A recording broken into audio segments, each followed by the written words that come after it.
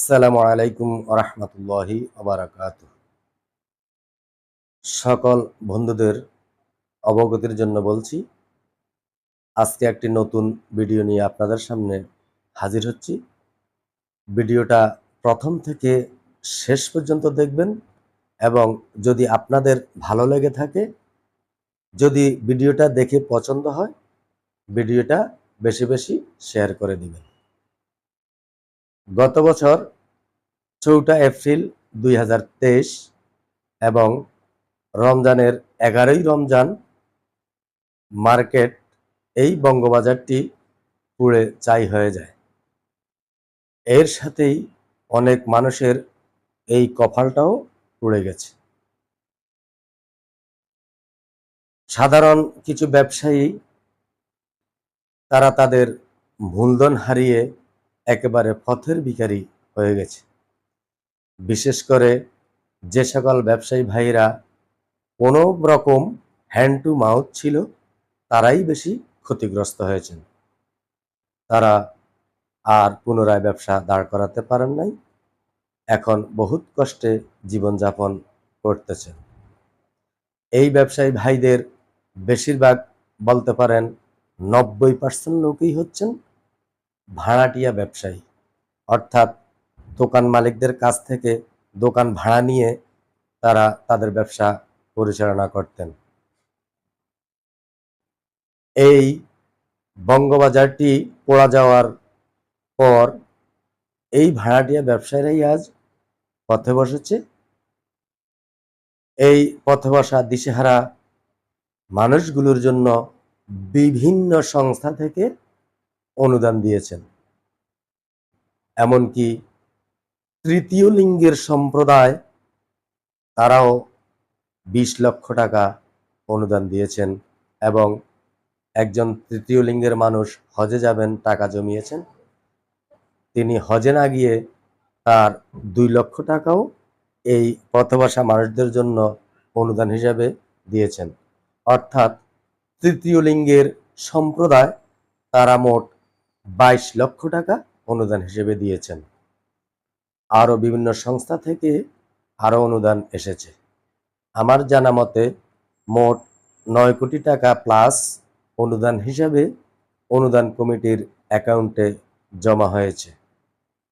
কিন্তু দুঃখের বিষয় হলো, আজ ১ বছরের বেশি অতিবাহিত হয়ে গেল, আজ পর্যন্ত ওই ৯ কোটি টাকার ৯টি পয়সাও কোনো ব্যবসায়ী অনুদান হিসাবে পায়নি।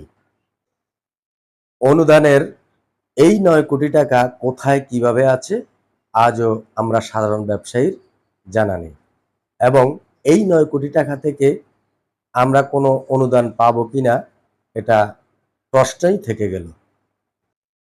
ভাড়াটিয়া ক্ষতিগ্রস্ত ব্যবসায়ীদের আরেকটি দুঃখের কথা হলো, মাননীয় প্রধানমন্ত্রী জননেত্রী শেখ হাসিনা প্রত্যেক ক্ষতিগ্রস্ত ব্যবসায়ীদেরকে ওনার ত্রাণ তহবিল থেকে ২৫,০০০ টাকা করে প্রত্যেক ক্ষতিগ্রস্ত ব্যবসায়ীদেরকে দিয়েছিলেন।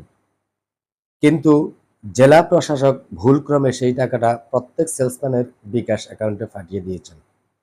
এছাড়াও আরেকটি দুঃখের কথা আজও বিরাজমান, সেটা হচ্ছে যে সকল ক্ষতিগ্রস্ত ব্যবসায়ীরা দোকান মালিকদের কাছ থেকে দোকান ভাড়া নিয়েছেন, মালিকদেরকে অগ্রিম টাকা বাবদ ২ লক্ষ থেকে ১০ লক্ষ টাকা পর্যন্ত একটা অগ্রিম টাকা দিয়েছেন। কিছু কিছু দোকান আছে আরও বেশিও নিয়েছেন, কিন্তু অদ্যাবধি আজও সেই টাকা থেকে অগ্রিম টাকাটা রিটার্ন করা হয় নাই। মুষ্টিমেয় ২-১টা দোকান মালিক কিছু কিছু ভাড়াটিয়াদেরকে কিছু টাকা দিয়েছেন, যাক সেটা আমার অতটা জানা নেই। তবে বেশিরভাগে আমার যতটুকু জানা, এখনও দোকান মালিকেরা ওই অগ্রিম টাকাটা নিয়েছেন, সেই টাকাটা এখনও রিটার্ন করেন নাই, যেটার ভিতরে আমিও একজন আছি। আমিও এখনও কোনো টাকা পাই নাই। আমি দোকান মালিকদের বিশেষভাবে অনুরোধ করব, এই অগ্রিম টাকাটা যেন অতি তাড়াতাড়ি ক্ষতিগ্রস্ত ব্যবসায়ীদেরকে রিটার্ন করেন। যাই হোক, গত ২৫শে মে ২০২৪ মাননীয় প্রধানমন্ত্রী জননেত্রী শেখ হাসিনা মার্কেটটি উদ্বোধন করে মার্কেট ভবনটি করে দেওয়ার নির্দেশনা দিয়ে গেলেন। এরপর থেকে দোকান মালিকদের পোয়া বারো অবস্থা। এক একটা নাম্বারের মূল্য বেড়ে বহুগুণ হয়ে গেছে। এতে করে যারা দোকান মালিক তারা তো ক্ষতিগ্রস্ত হনে নাই, বরং আরো বহুগুণ লাভবান হয়েছে। মরণ দশা অবস্থা শুধু আমাদের মতো ভাড়াটিয়াদের। আমি আগেও বলেছি, অথচ দোকান মালিকদের মধ্যে 90% লোকেই দোকান ভাড়া দিয়ে দোকান ভাড়া খেয়েছে। তাহলে তারা ক্ষতিগ্রস্ত কিভাবে? তাদের দোকান গেছে, তারা এখন আবার দোকান ফিরে পাবেন, তাও ক্ষতিগ্রস্ত হিসেবে কম মূল্য। তাহলে আমরা যে 90% সাধারণ ব্যবসায়ী বা ভাড়াটিয়া ব্যবসায়ী বলেন, যেটাই বলেন, এই 90% লোক আমাদের লক্ষ লক্ষ টাকার মাল পড়া যাওয়ার পরেও আমরা কোনো অনুদান হিসেবে কিছুই তো পাই নাই, আমরা নিঃস্ব হয়ে গেছি। আমাদের কে দেখবে? আমাদের উপায়টা কি হবে? এই আদর্শ মার্কেটের 3 তলায় আমার 3টা গোডাউন ছিল, আমি ওখান থেকে এক পিস মালও বের করে আনতে পারি নাই। শুধু চেয়ে চেয়ে দেখছি, শেষ পর্যন্ত দেখছি পুড়ে চাই, আর কিছুই পাই নাই। এখন আমার কথা হলো, ঢাকা দক্ষিণ সিটি কর্পোরেশনের এই নগর পিতা জনাব ফজলেনুর তাপস সাহেব, আমার উনার কাছে আকুল মিনতি, উনি আমাদের দিকে একটু সুদৃষ্টিতে তাকাবেন, আমাদের অনুদান দেখ, আর কি করবেন আমরা যেন সুন্দরভাবে ব্যবসা করতে পারি। আমাদের দিকে একটু সুনজরে তাকানোর জন্য আমি এই দক্ষিণ সিটি কর্পোরেশনের নগর পিতা জনাব তাপস সাহেবকে বিশেষভাবে অনুরোধ জানাচ্ছি। ওনার সুদৃষ্টি আকর্ষণ করছি। সাথে সাথে মাননীয় প্রধানমন্ত্রী জননেত্রী শেখ হাসিনা, আপনাকেও আমি অনুরোধ করছি আমাদের দিকে একটু সুদৃষ্টিতে তাকানোর জন্য। যারা আমরা ব্যবসায়ী ভাড়াটিয়া, আমরা তো নিঃস্ব হয়ে গেছি। অনেকে ব্যবসা ছেড়ে দিয়ে বেকার অবস্থায় আছেন, বা কিছু সংখ্যক লোক আবার বিদেশে চলে গেছেন। ওখানে তাদের ভাগ্যে কি হয় তাও জানি না। অনেকে এখনও চেষ্টায় আছেন কিছু করার জন্য, কিন্তু পুঁজির অভাবে করতে পারতেছেন না, বিদেশে যাইতে পারতেছেন না। ছেলে মেয়ে লইয়া, নিজের পরিবার পরিজন নিয়ে অনেক দুঃখে দিন যাপন করতেছেন। এই যে এমন একটা কোরবান গেল, ঈদুল আজহা, প্রত্যেক বছর এই ব্যবসায়ীরা কোরবানি করে গেছেন, কিন্তু আজকের এবারের এই কোরবানির দিন তারা অপরের দিকে চেয়ে থাকা ছাড়া আর তাদের কোনো উপায় ছিল না।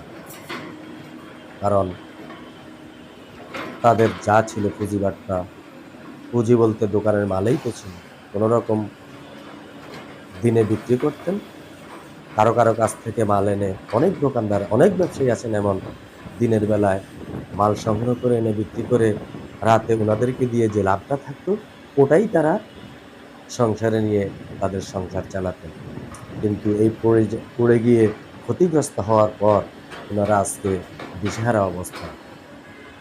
এই কোরবানির দিনে, এই খুশির দিনে তাদের মাঝে কোনো খুশি নেই, আনন্দ নেই।